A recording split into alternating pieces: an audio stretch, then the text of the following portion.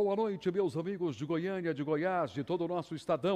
O Tá Na Hora Goiás já está no ar e você vai ficar muito bem informado.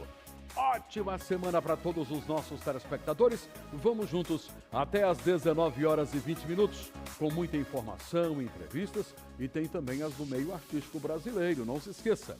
E vamos começar ao vivo. Nosso primeiro link ao vivo, chamando o nosso repórter Guilherme Martins, que vai falar sobre mais uma manifestação do caso Martinho, aquele rapaz que foi morto num acidente trágico de motociclista, aliás, na moto dele, melhor dizendo. E você, Guilherme, está falando de onde? Boa noite.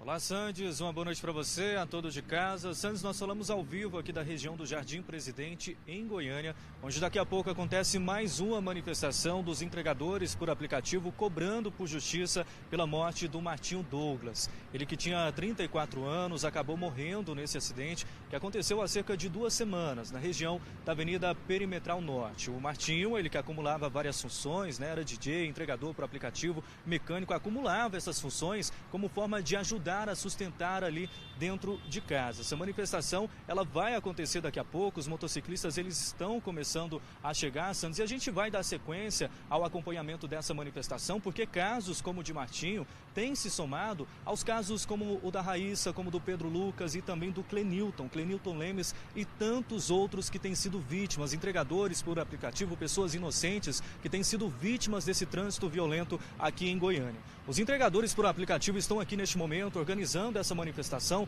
para justamente mostrar que Goiânia não pode naturalizar essa violência contra essa classe, contra os entregadores por aplicativo, contra essa violência no trânsito. Nós estamos aqui, nós vamos conversar agora com o Thaliton, ele que também está participando dessa manifestação que está prevista para acontecer daqui a pouquinho. Thaliton, uma boa noite para você, obrigado pela sua participação. Qual que é a mensagem que vocês querem passar aqui hoje?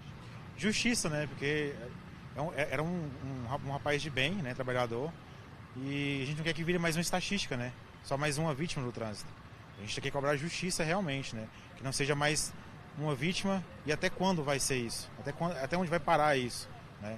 Que cada dia a gente tem relatos aí de vários acidentes no trânsito. Vários, por exemplo, imprudências no trânsito, né? Eu quero chegar bem em casa todo dia. O Martinho, ele não é a primeira vítima no trânsito, a gente tem noticiado vários acidentes, vários perigos envolvendo os entregadores por aplicativo. Quais são as condições que vocês vivem hoje nas ruas, no trânsito aqui de Goiânia? A gente não tem respeito, ninguém respeita a categoria no caso, né? Acham que a gente é descartável. A gente não é descartável, a gente somos seres humanos, né? E a gente só queria isso, né? Quanto maior o veículo, maior a imprudência, né? Quanto maior o carro de luxo, maior a impunidade contra eles, entendeu? É embriagado, é cara tirando racha, ou até mesmo testando a velocidade do veículo. Aí acerta um pai de família, um filho, né? Uma mãe. Até quando? E você, como motociclista, imagino que já atravessou aí várias situações de perigo. Várias. Todo dia eu saio de casa, se eu não levei 3, 4 fechadas no trânsito, eu não trabalhei nesse dia. 3, 4, 5 sustos no dia, né? E eu fico pensando, será que eu vou chegar bem em casa hoje? Ou vou ser mais uma estatística dos crimes de trânsito? O que revolta é saber que nesse caso do Martinho específico, a suspeita de cometer a motorista de um carro de luxo, ela ainda está respondendo em liberdade, né? Quais são as informações que vocês têm sobre esse caso? Até então, a informação que a gente tem é que foi falado nas mídias mesmo, né? Que ela não estava embriagada, né? E foi liberada no mesmo dia. Só que, será mesmo que ela não estava embriagada? É uma via daquela de alto fluxo. Não tem como ela fazer o que ela fez sem ter algum motivo, entendeu? A gente não sabe se foi falado no veículo, nada disso. Não foi passado nada pra gente ainda. Ela não foi falado... da parte dela não teve nada ainda pra falar pra gente ainda. Ok, Thaliton, muito obrigado pela sua participação. Sandes, nas imagens do Kennedy Paulino, a gente vai seguir acompanhando essa manifestação que está prevista para acontecer daqui a pouco. A concentração está acontecendo neste momento. Vários trabalhadores, né, entregadores aí por aplicativo estão se reunindo neste momento para realizar esse protesto. A informação que a gente recebeu aqui do pessoal é que daqui eles vão para a porta da empresa, onde a motorista do carro ela é sócia. Então eles vão fazer aí essa manifestação, logicamente totalmente passiva, até mesmo para mostrar, né, Sandes, todos esses perigos que os entregadores por aplicativo atravessam no trânsito de Goiânia, a recorrência desses veículos de luxo, muitas vezes conduzidos por motoristas que se sentem acima da lei, tem evidenciado esse problema muito mais profundo, né, que aí é a mistura do poder econômico, da negligência, dessa sensação de impunidade. Mas esses motociclistas, esses trabalhadores, eles estão aqui exatamente para lutar pela classe deles e mostrar, pedir justiça para que essa situação ela não passe batido. Santos, eu volto com você. Obrigado, Guilherme. Nós temos que tratar, que circulamos pelas ruas, pelas avenidas, os motoristas de carro, de ônibus, enfim, todos os motoristas têm que tratar o motoqueiro normal, o motoqueiro entregador. A moto é um veículo, Então, mas a moto, e qual o problema? É um veículo, você tem que tratar a moto como se fosse um carro. É porque ela é menorzinha, mas é um veículo também. Então temos que ter atenção, deixar a imprudência de lado, respirar, quando for dirigir, com calma e com respeito ao outro carro e à moto, que é um veículo também. No programa de hoje você também vai conferir. Canalização do córrego Cascavel avança e muda a cara de um trecho importante de Goiânia. Em Santo Antônio de Goiás, festival gastronômico e festa do milho batem recorde de público. E o Serra Dourada ficou pequeno. Henrique e Juliano arrastaram multidão com o projeto Em Casa. A gente mostra os bastidores. E ainda, uma criminosa de Minas tenta furtar joalheria no setor Campinas, mas a casa caiu. Bombeiros de Goiás recebem novos veículos e equipamentos de resgate. Reforço importante para salvar vidas. Tudo isso e muito mais daqui a pouco no Tá Na Hora Goiás. E vamos em frente, mostrando para vocês uma história marcada por ciúme e violência. Uma mulher foi brutalmente atacada dentro de casa e o principal suspeito é o ex-companheiro.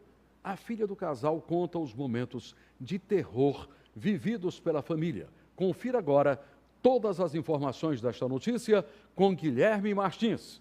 O sangue seco no chão e na cama. Os rastros de desespero e violência ainda estão por toda parte. Foi nessa casa, no Parque Veiga Jardim 3, em Aparecida de Goiânia, que Silma Martins Menezes Costa, de 45 anos, foi brutalmente agredida, com 2 marretadas na cabeça. Quem nos guia pelos cômodos onde tudo aconteceu é a filha da vítima, que também é filha do suspeito. Ela mostra cada detalhe e reconstrói com dor tudo o que a mãe enfrentou na madrugada do feriado. A minha tia ligou para nós, já ligou avisando, ó, tentaram matar sua mãe e seu pai. Eu já pulei, já vim para cá e primeiro eles já mandaram o vídeo dela, toda ensanguentada, lá fora, gemendo daquele jeito que todo mundo viu o vídeo. A gente já veio. Quando chegou aqui, ela já não estava aqui, já estava no hospital, ela. Aí lá a gente já soube de tudo que tinha acontecido, que meu pai entrou aqui, fez toda essa crueldade com a minha mãe, entrou, planejou tudo. Foi aqui neste quarto, por volta das 2 horas da madrugada, que a Silma foi atacada enquanto dormia. O ex-companheiro, com quem ela dividia a vida por mais de 30 anos, teria invadido esse local durante a madrugada. E aqui neste espaço, em cima dessa cama, ela teria levado cerca de 2 golpes de marreta na cabeça. Aqui na cama, inclusive, a gente consegue perceber marcas do sangue. Foi o travesseiro que amorteceu os golpes.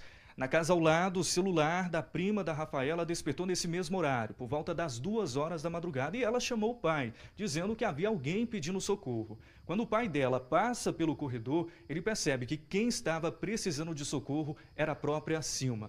Para tentar abafar os gritos da vítima, o agressor arrastou a vítima para esse mesmo cômodo. E aqui a gente consegue ainda perceber também resquícios de sangue. O primo da Rafaela chegou a tempo, ele arrombou as portas e neste mesmo cômodo encontrou a vítima bastante ensanguentada.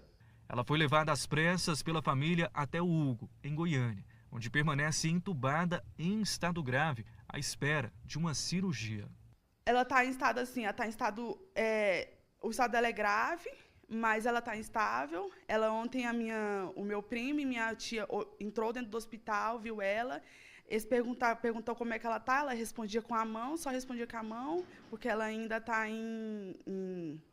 na UTI, mas ela, de vista do que ela passou, hoje a gente tem notícia bem melhor, que ela está assim, bem melhor, né? Graças a Deus. O suspeito é Márcio Pereira da Costa, que ainda está foragido. Nas fotos, o casal aparentava ser feliz, mas segundo a família, ele costumava ser agressivo dentro de casa. Possuía ciúmes possessivos, até do próprio filho. Esse foi uma crueldade, uma covardia, pegou ela dormindo. A filha conta que a mãe já havia denunciado o companheiro outras vezes, mas voltava atrás. Durante mais de 3 décadas, Silma foi mais uma mulher que acreditou que o amor pudesse mudar um homem. Mas o que ela recebeu foram marcas físicas, emocionais e uma tentativa cruel de silenciá-la. Agora quem espera por respostas é a filha, que hoje vive o trauma de ver o pai quase tirar a vida da própria mãe. Ele sabia manipular as coisas, ele sabia manipular, ele sabia te fazer de coitado. Eles falavam assim para nós assim, não, eu não tenho para onde ir, eu não tenho dinheiro, entendeu? Eu vou dormir debaixo da ponte. Essas histórias que os homens contam para manipular as mulheres, aí então foi nisso que a minha mãe caiu. Minha mãe ficava com dó. É lamentável dar esse tipo de notícia todos os dias. E vamos em frente com mais notícias policiais. Está chegando um giro de notícias que foram destaque neste final de semana, agora com narração e a reportagem é de Sheila Araújo. Em Abadia de Goiás, uma confusão generalizada foi registrada durante a tradicional festa do rodeio. Vídeos circularam nas redes sociais mostrando gritaria, empurra-empurra e até agressões. O clima, que era de festa, acabou virando caso de polícia. Já no sudoeste goiano, uma mulher foi presa ao tentar transportar 2 quilos de crack em um ônibus interestadual. A prisão foi feita durante uma operação integrada entre a Polícia Civil de Jataí, a Força Integrada de Combate ao Crime Organizado e a Polícia Militar. O flagrante mostra a atuação cada vez mais estratégica das forças de segurança contra o tráfico.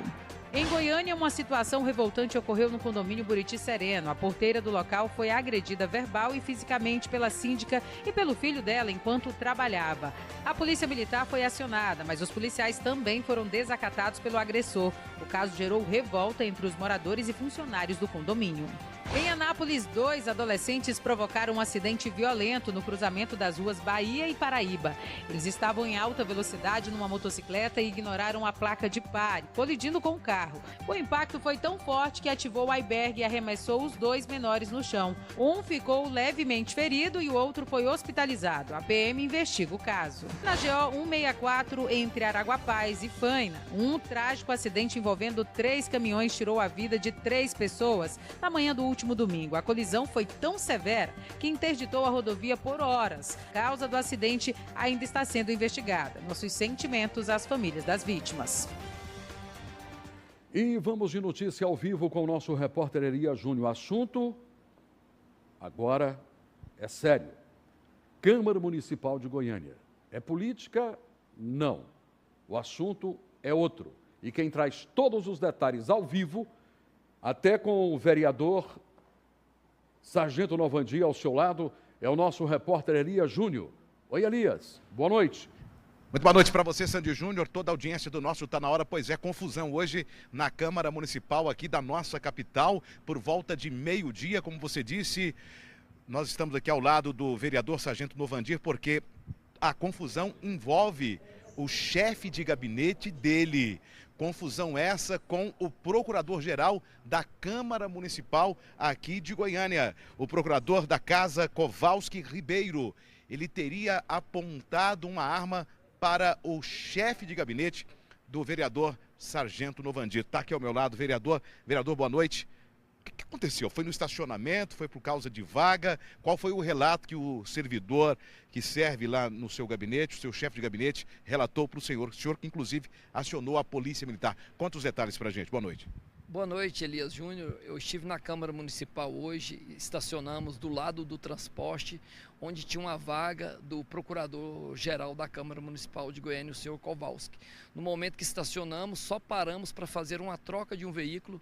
Eu fui para um outro veículo e o meu assessor Eduardo ficou no Corolla que estava na vaga do Kowalski. Nesse momento eu saí da Câmara para ele ir comigo para outro local para levar um carro para fazer manutenção.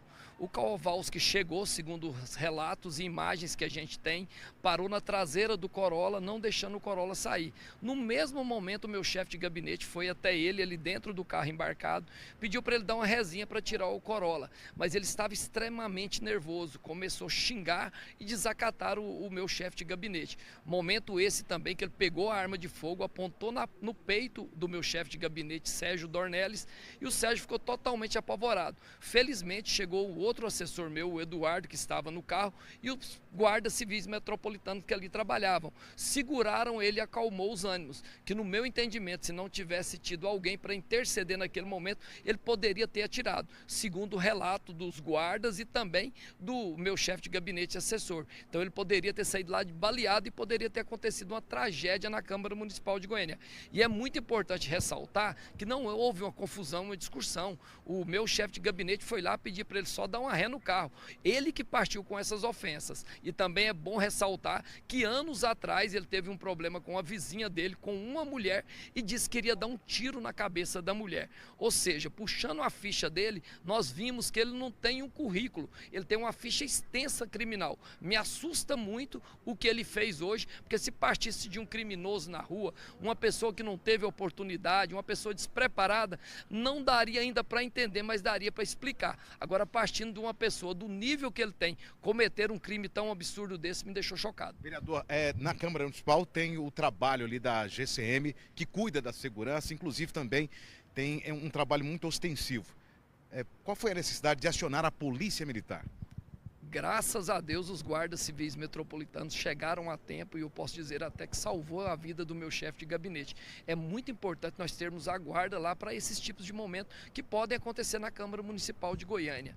Eu sou policial militar há 25 anos, eu tenho porte de arma nacional e estadual que me dá respaldo para estar armado em qualquer lugar. Da mesma forma, o senhor Kowalski tem o porte de arma, mas para ter uma arma na cintura tem que ser alguém que tem um preparo para usar ela. Tendo em vista a ficha do Kowalski ser extensa, esse porte de arma dele já teria que ter sido cassado. E nós vamos tomar todas as providências para que ele perca esse porte de arma. Porque ele na rua armado não é perigoso só para mim, não só é perigoso para a minha assessoria, nem para a Câmara Municipal de Goiânia. É com qualquer pessoa que encontre com ele na rua. Qual foi o procedimento quando a Polícia Militar chegou? Qual foi o desdobramento? Só para você ver a ousadia dele, nós subimos até o gabinete dele, onde ele é o procurador-geral, a polícia militar, o aspirante bateu na porta, chamou ele destrancou a porta e abriu, o aspirante pediu autorização para entrar, entramos, o aspirante perguntou se ele estava armado com a arma na cintura, colocando em risco também a vida dos policiais. Policiais fizeram a abordagem, pegaram a arma e o procedimento foi feito lá no local. Em relação ao uso de arma dentro da Câmara Municipal, o regimento proíbe qualquer tipo de uso a não ser do serviço de segurança?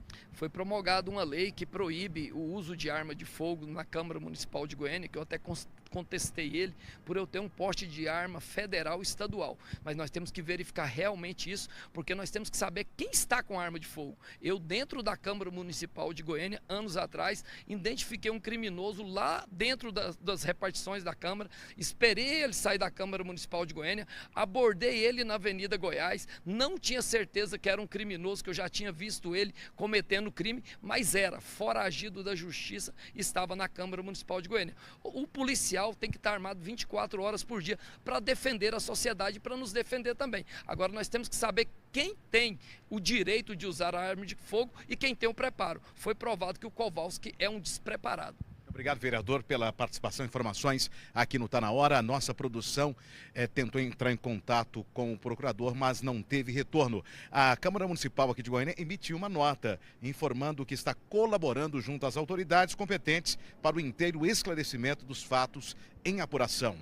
Com você, Sandes. Tá aí o Elias Júnior trazendo tudo o que aconteceu na Câmara Municipal de Goiânia a partir do meio-dia de hoje e fez a entrevista com o vereador Sargento Novandi. Suspeita de 38 anos foi presa em flagrante pela Polícia Militar de Goiás, na região de Campinas. Ela teria vindo de Minas só para cometer crime aqui. Vamos com Magna Santos. Uma mulher de 38 anos, natural de Minas Gerais, foi presa em flagrante pela Polícia Militar depois de tentar furtar uma joalheria aqui em Goiânia. O caso aconteceu na região de Campinas e o alvo dela era bem claro: lojas de joias. Segundo a Polícia Militar, a criminosa viajou para a capital goiana só com esse objetivo. Só que o plano não deu certo. Câmeras de segurança flagraram a ação dela dentro da loja. E com essas imagens, a polícia conseguiu identificá-la rapidinho e fez a prisão ainda ali perto do local do crime. E foi observado que tinha uma pessoa que estava furtando alguns produtos da nossa empresa. E de imediato, quando a gente identificou realmente que estava sendo furtado, nós acionamos a viatura da Polícia Militar e prontamente eles se dispuseram a nos atender. E assim que ela saiu da empresa, na sequência, né, ela foi abordada e foi verificado realmente que ela havia furtado várias peças da nossa empresa. E essa pessoa, após ser abordada, os policiais verificaram que ela tinha mercadoria de outras empresas do mesmo segmento que o nosso. A mulher foi levada para a central de flagrantes e agora a justiça decide o próximo passo. A polícia também investiga se ela tem participação em outros furtos, tanto aqui na região quanto lá em Minas Gerais. Veio para Goiás, já sabe, lugar de criminoso não é aqui. E uma moça até de boa aparência sai de Minas para cometer crimes por aqui. Vamos falar agora de obra. Vamos falar sobre drenagem urbana. O córrego Cascavel, aqui em Goiânia, será canalizado entre as avenidas Castelo Branco e Padre Wendel. O objetivo é melhorar o escoamento da água da chuva. Mas a obra está gerando debates entre muitos especialistas. Vamos acompanhar na matéria de Wendel Pasquetto. O projeto prevê a conclusão da canalização do córrego Cascavel entre as avenidas Castelo Branco e Padre Wendel. A licitação para canalizar o córrego foi aberta em setembro de 2023, mas só agora, com a emissão da licença ambiental, foi publicado oficialmente.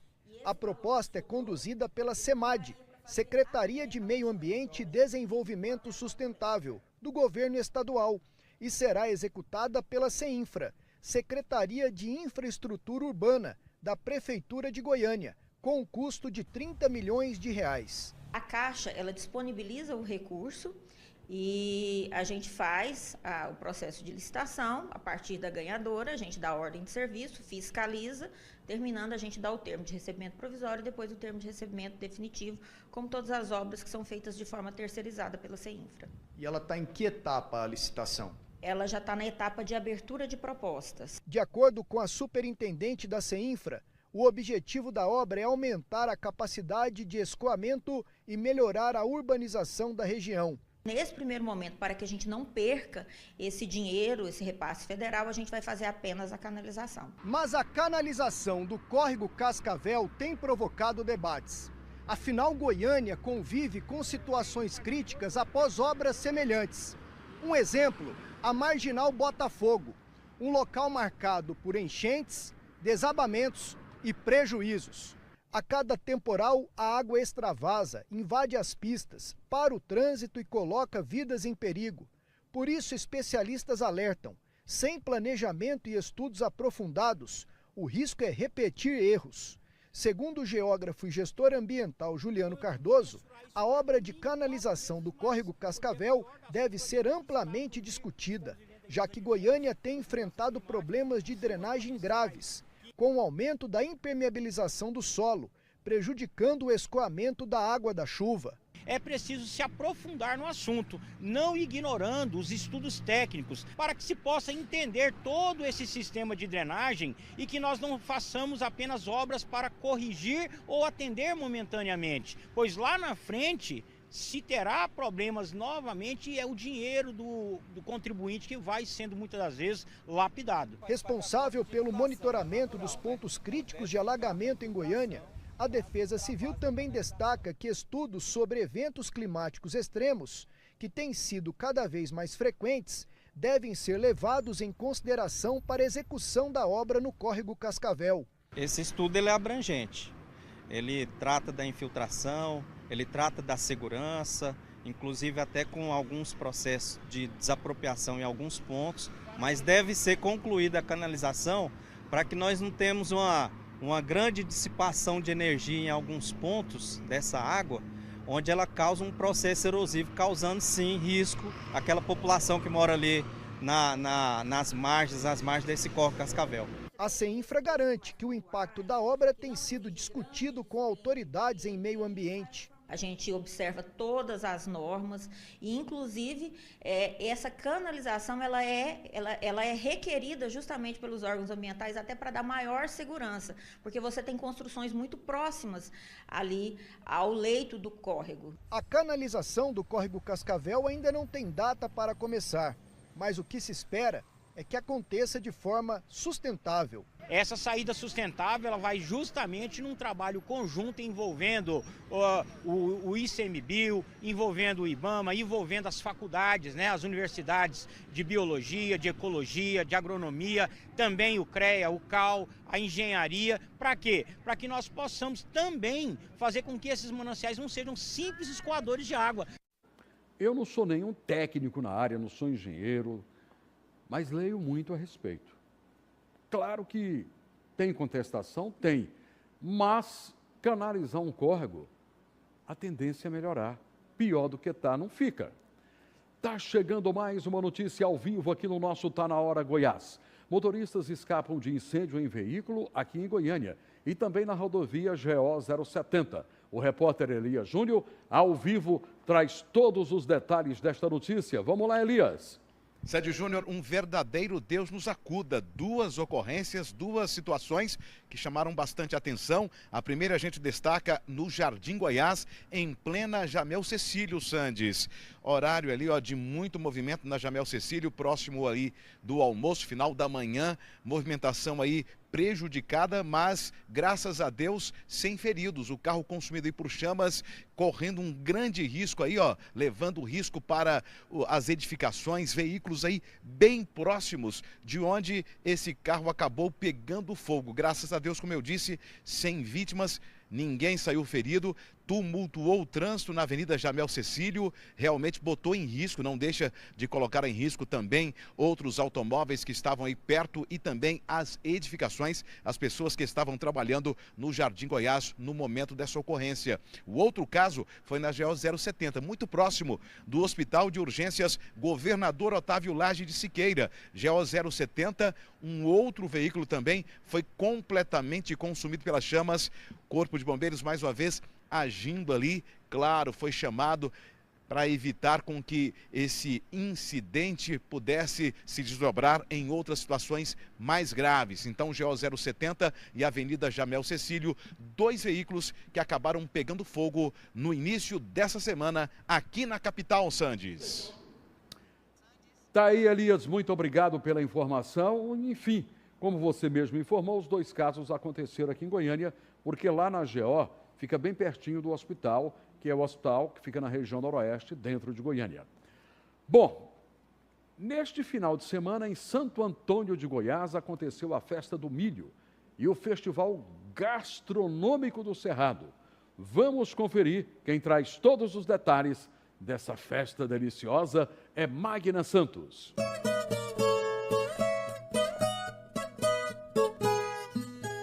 uma daquelas noites para ficar na memória. No último sábado, dia 3 de maio, Santo Antônio de Goiás se transformou em um verdadeiro palco de cultura, música e muita animação. O 11º Festival Gastronômico do Cerrado e a 16ª Festa do Milho bateram recorde de público e emocionaram quem passou por lá. A programação foi de encher os olhos.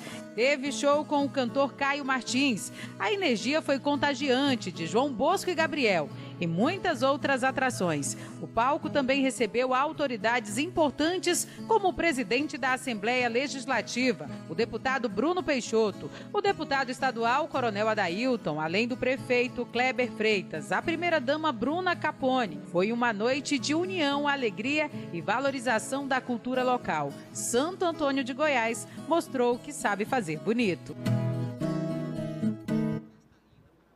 Festa linda, que delícia, parabéns. Agora, inteligência emocional.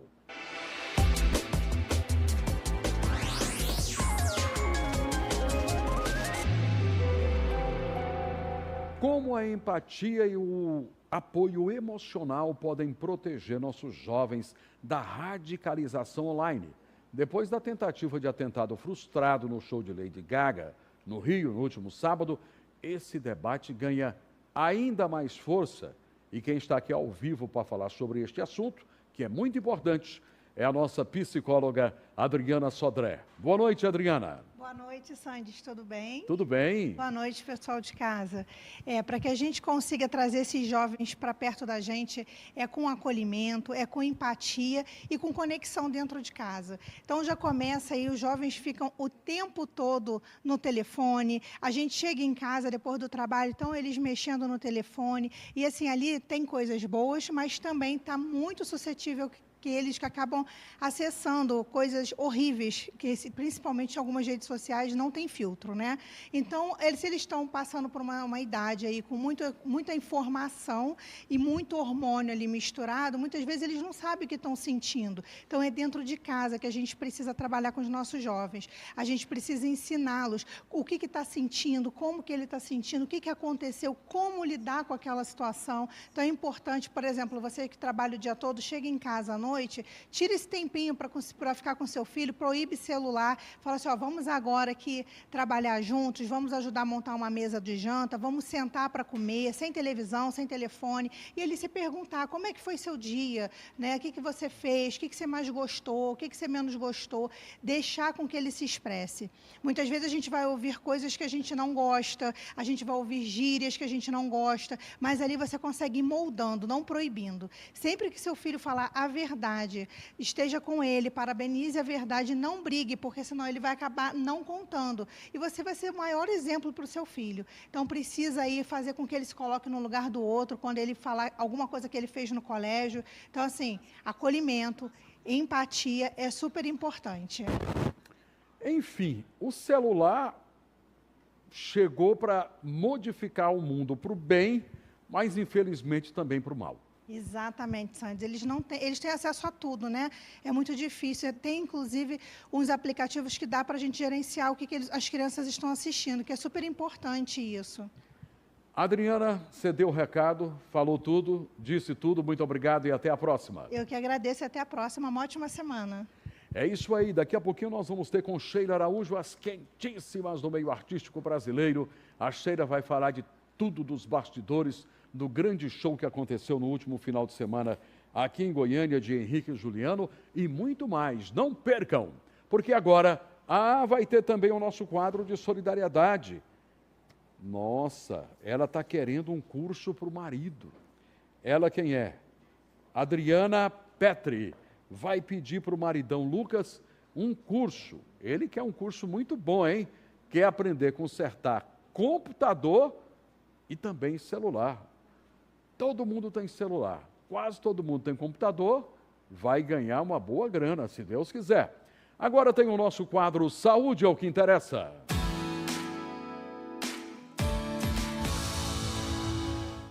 Boa noite, Sandys. Boa noite, pessoal de casa. Uma excelente semana aí para todos vocês. Eu já estou aqui no nosso quadro Saúde é o que interessa e durante toda essa semana a gente vai entrevistar a doutora Larissa Franco, cirurgiã vascular. Boa noite, doutora, tudo bem?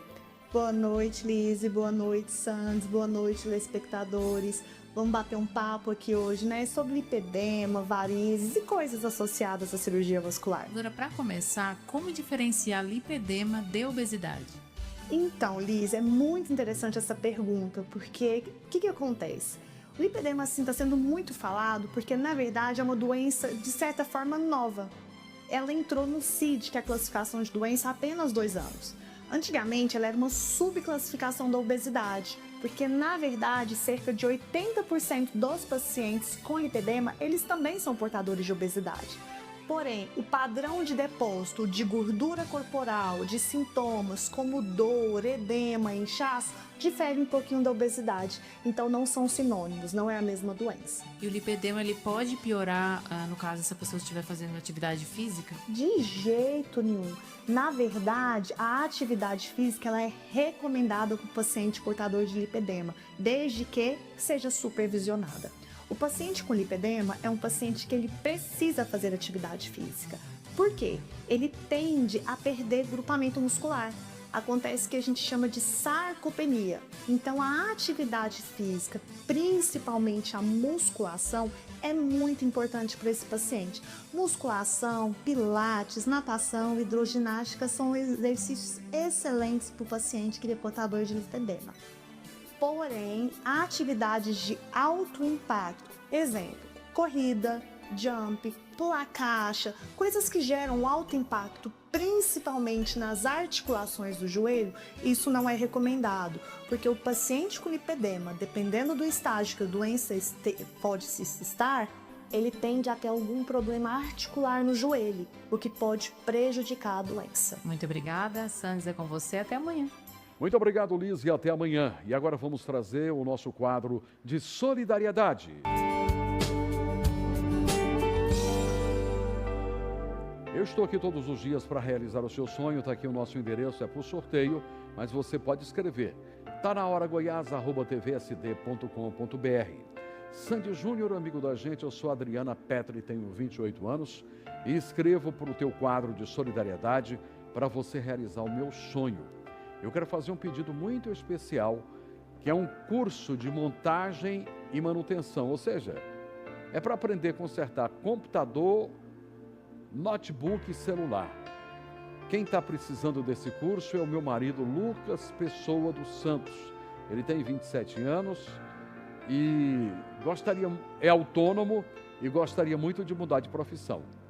Então eu estou aqui com a dona Adriana. Boa noite, tudo bem, Adriana? Boa noite, tudo bem? Tudo bem, você mora onde? Eu moro no Parque das Amendoeiras. No Parque das Amendoeiras, um bairro que fica na região leste de Goiânia, perto de Vila Pedroso, Santo Hilário, Dom Fernando 1, 2, 3, Aroeira e Amendoeira. Isso. Conheço ou não conheço? Conhece. Tá vendo? Conheço. Então o seu marido é autônomo, mas quer aprender a consertar notebook, computador e celular. Isso. Quer esse curso para ele? Quer. Olha, é um cursão, hein? Já pensou lá mesmo, pode ser em casa, ele começa a montar seu próprio negócio, pode ir crescendo, montar uma eletrônica e crescer, não é isso? É isso mesmo. Tá com esperança que vai ganhar? Muita esperança. Com fé que vai ganhar? Uhum. Então vou perguntar à nossa produção. Produção, o marido é autônomo, quer aprender a consertar notebook, celular e computador. E a pergunta está no ar. Ele ganhou ou não ganhou?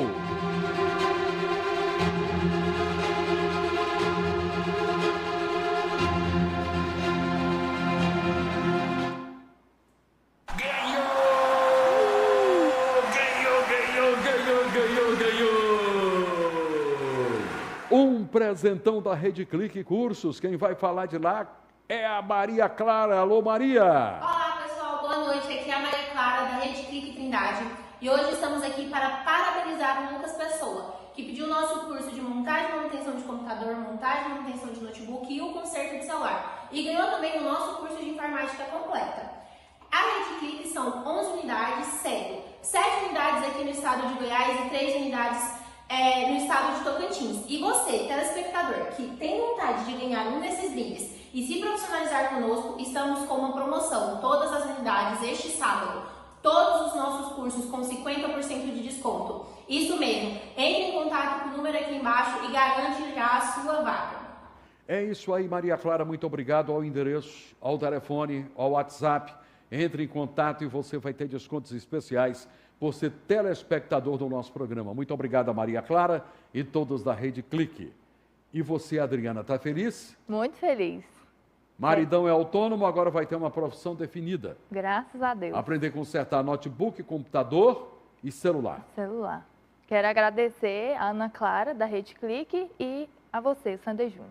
É isso aí. Nós torcemos para que o seu marido faça rapidamente esse curso e comece logo a trabalhar e vai ganhar um bom dinheiro, se Deus quiser. Amém. E graças a Deus, mais um sonho realizado através do nosso quadro de solidariedade. Eu preciso de você. Sandy Júnior faz o bem sem olhar a quem. Dito isso, 19h10, vamos a um rapidíssimo intervalo comercial, hein? É um pelar, outro cá, e você sabe que eu volto já.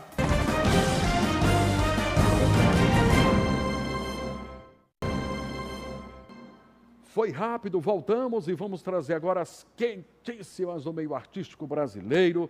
E quem vai trazer tudo pra gente é Sheila Araújo. Boa noite, Sheila. Boa noite, Sandis, para você, para todos que estão em casa. Então, final de semana foi movimentado, né, gente? Aconteceu o show da dupla Henrique e Juliano e lotou o Serra Dourada, reunindo cerca de 50 mil pessoas. E o que não faltou foram participações especiais e muita emoção. Olha só. Henrique e Juliano em casa!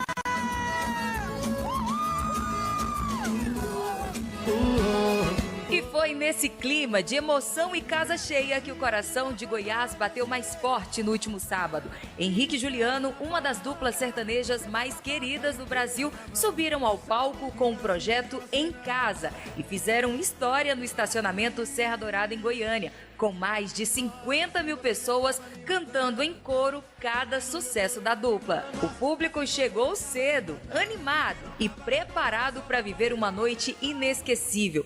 Um dos momentos mais fofos foi quando as filhas dos artistas subiram ao palco e soltaram a voz, mostrando que o talento é de família mesmo.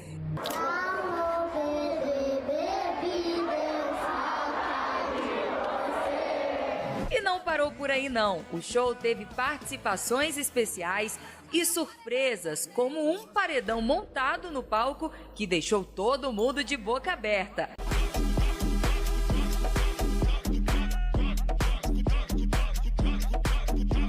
E até um helicóptero sobrevoando o local e jogando pétalas de rosas, uma homenagem emocionante à eterna Marília Mendonça. Ai, que saudade de um beija-flor.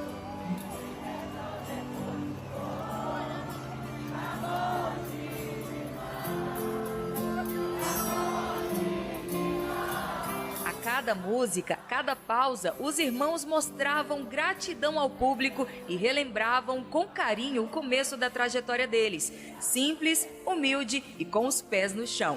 Exatamente como tudo começou, em casa. Viu aí, né, gente? Quem esteve por lá e conferiu tudo de perto foi a nossa loira fofoqueira Jussara Ávila. E ela conversou com o Grilo, vamos ver.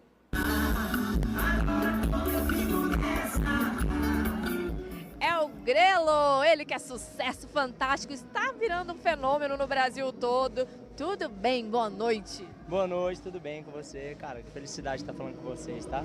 Ótimo, acabou de gravar em Salvador. E a primeira pergunta, já que nós estamos em casa com o Henrique e Juliano, é...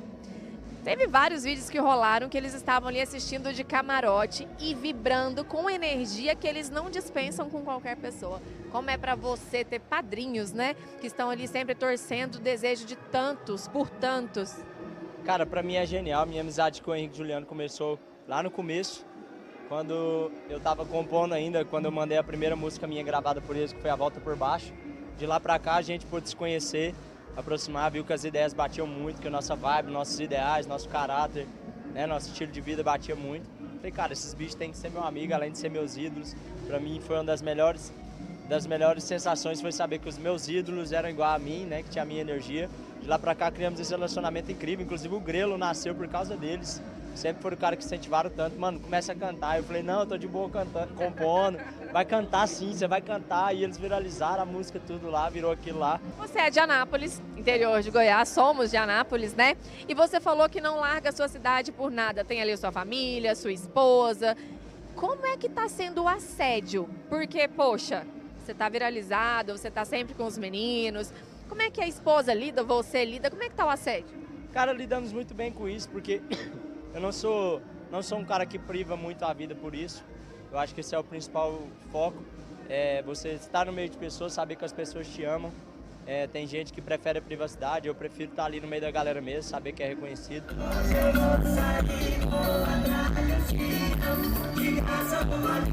Sucesso, que você brilhe cada vez mais. Eu fico muito feliz de ver um conterrâneo de Anápolis fazendo tanto sucesso por aí. Amém. Muito obrigado a cada um de vocês também pelo carinho, pelo espaço que vocês estão me dando, né? Toda essa força sempre.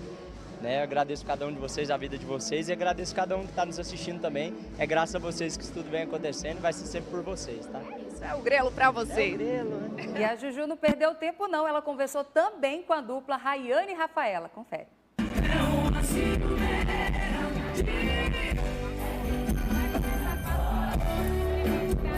Elas que estão mais que em casa, né? Rayane e Rafaela, aqui com o Henrique e Juliano. Tudo bem, meninas? Tudo bem, melhor agora. Um beijo para todo mundo que tá assistindo a gente aí. Tudo bem. Graças a Deus, obrigado pela oportunidade de falar um pouquinho desse show de hoje e do nosso trabalho. Como é que é? É a mesma coisa de estar lá na fazenda, tomando uma com eles? Como que é estar aqui hoje no Henrique e Juliano em casa? Porque vocês realmente são de casa.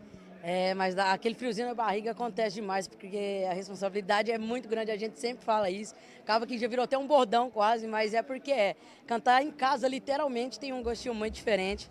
Compositoras natas de grandes sucessos, conta um pouquinho pra gente como é que tá essa parte aí, porque como vocês estão viajando muito, fazendo muito show, tá rolando um tempo aí de fazer a canetada também? Cara, eu vou te falar, a demanda dos shows, quando ela aumenta, automaticamente a composição fica um pouco mais restrita, mas nós nunca deixamos de compor. A gente está sempre gravando uma melodia que vem na cabeça, ali no celular, no próprio banheiro mesmo ali, estamos tomando banho, vem uma letra, a gente sai correndo, já anota no bloco de notas. E quando a gente vê um tempo propício, a gente junta a galera também para poder compor. E o início desse ano a gente estava bem ativa também, compomos demais. Esse ano tem muita hora da Rayane e Rafaela com outros artistas também, vocês podem ter certeza. Quero saber se já é cedo demais para tomar uma. Nunca é cedo. Inclusive, você está convidado também a já tomar uma ali, destramelar, né? Não, nunca é cedo para tomar uma. Cantou vitória cedo demais, olha o fodão correndo atrás, mas minha cama não se apega, o que você fez nela qualquer um faz. Cantou vitória cedo demais. Eu volto amanhã às 18h30 com mais um Tá Na Hora Goiás. Aquele abraço, até lá. Chegando agora o Jornal Serra Dourada com Adriana Bueno. Boa noite, Adriana. Boa noite, Santos. Até amanhã, 6h30 no Tá Na Hora Goiás e até